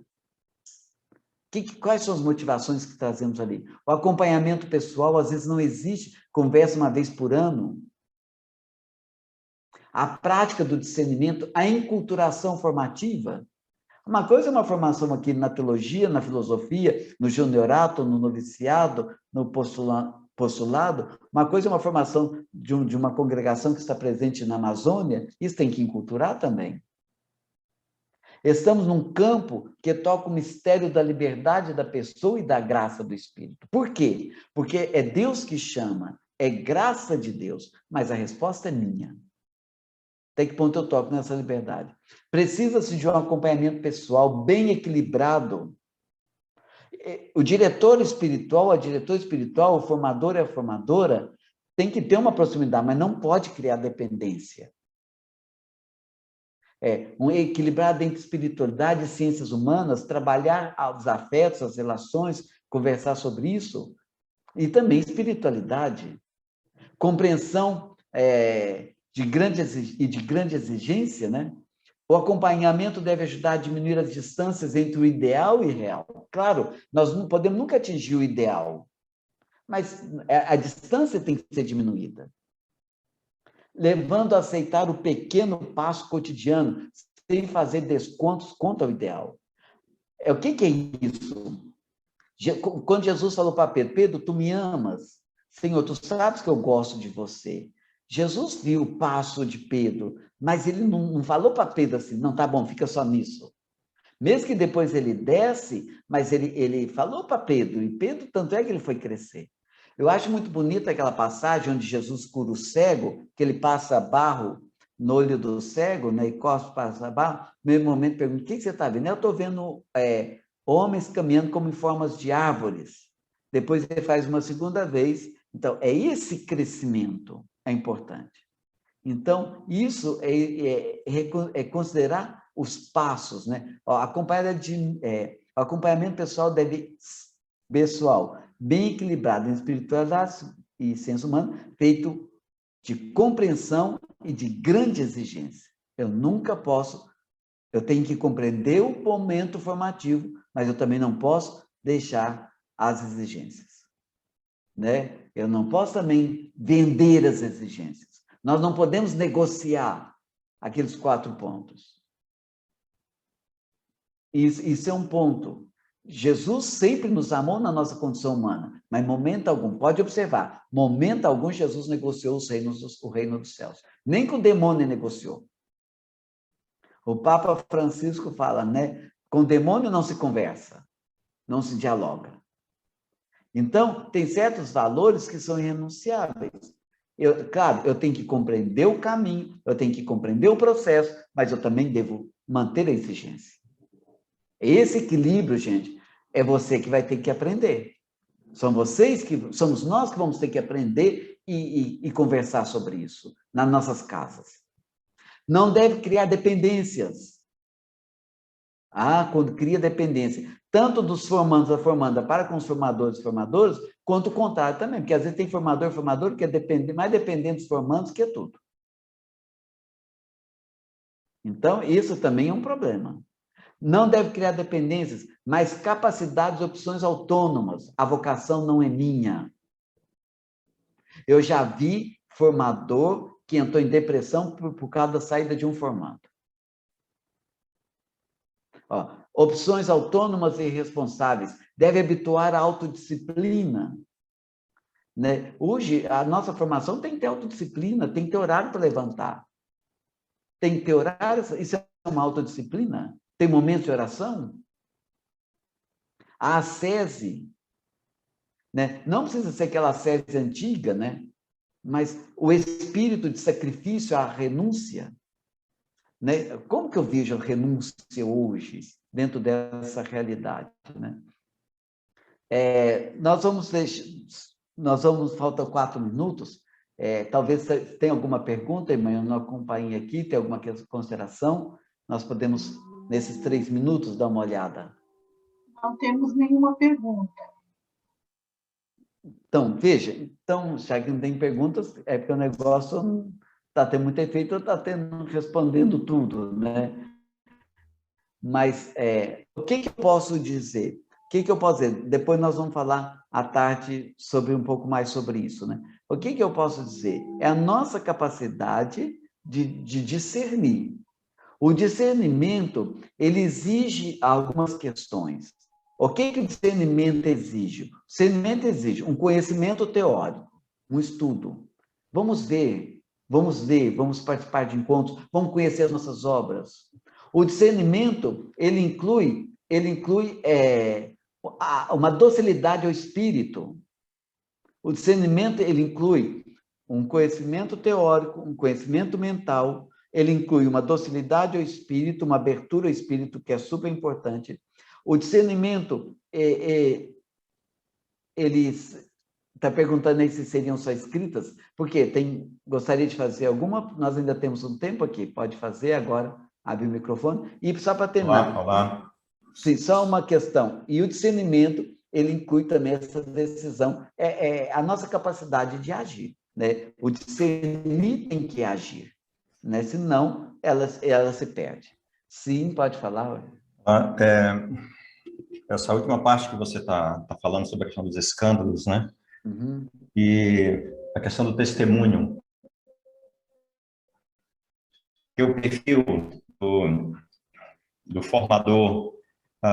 Eu tive, na minha formação, apareceram alguns formadores durante esse caminho, não é? E alguns deles, seus modos de pensar, de viver, ou até mesmo o comportamento físico, às vezes envergonhava.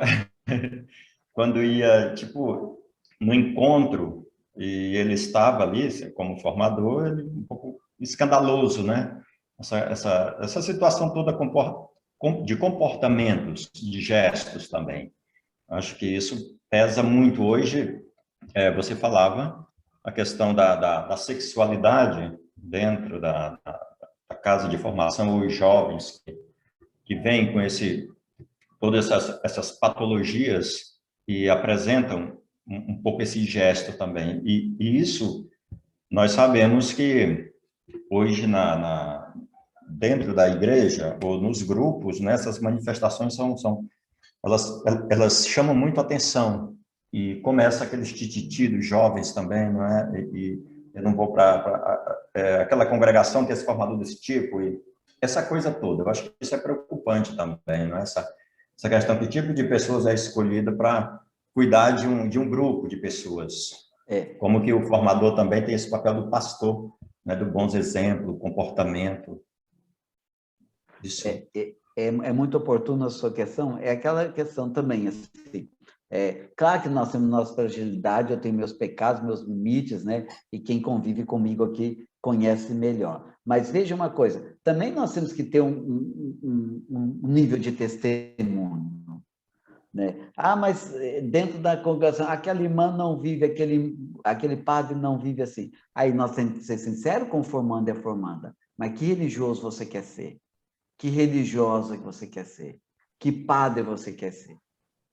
Eles podem até citar exemplo. Mas tem aquela também na comunidade que não levanta para rezar, para não ver a missa. Tem isso. A questão é essa transparência madura. Mas é assim que você acha que é isso o ideal? Você acha que é isso que é esse tipo de religioso, é esse tipo de padre que você quer ser? Você deve questionar isso. Então, eu acho que isso é uma forma mesmo de ajudar no discernimento vocacional. Ok, muito obrigado. Mas alguém tem alguma coisa? Já são 11h31. Se alguém tiver alguma coisa, deixa escrito aí, né? E depois, quando voltarmos à tarde, eu retomo aqui sem problema nenhum e damos continuidade à nossa formação aqui.